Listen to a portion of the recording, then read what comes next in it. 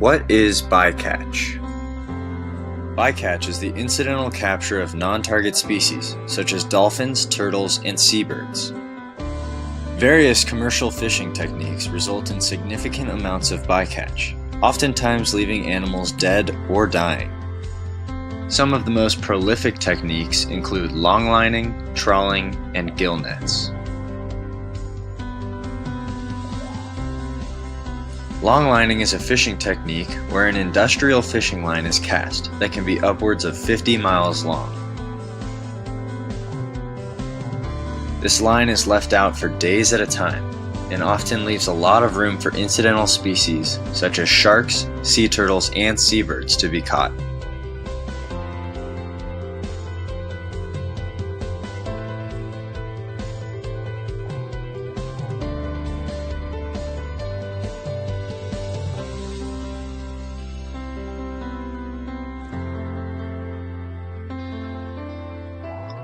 Bottom trawling is the process of dragging a large, heavy fishing net along the seafloor, oftentimes in an attempt to catch shrimp. Again, with this technique, there is a high possibility for potential bycatch, and it creates significant habitat damage to sensitive seafloor habitats.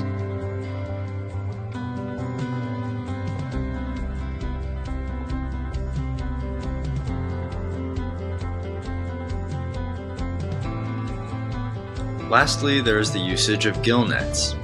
Gill nets are widespread walls of netting that are set out in the water with the purpose of entangling fish. These are practically invisible to undersea life and often catch large amounts of bycatch, including sea turtles, marine mammals, even sharks.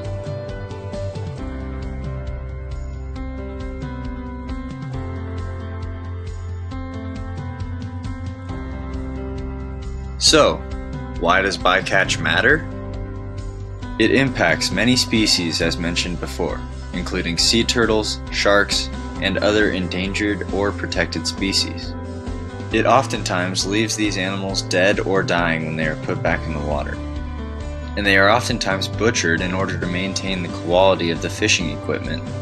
These fishing practices also lead to significant habitat damage, and also have adverse impacts on the underwater ecosystems.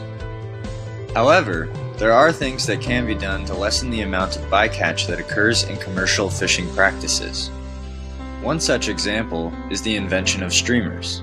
These streamers are meant to scare away seabirds and keep them from getting too close to the nets to the point where they may get caught. This is an effective method of lowering the bycatch of seabirds.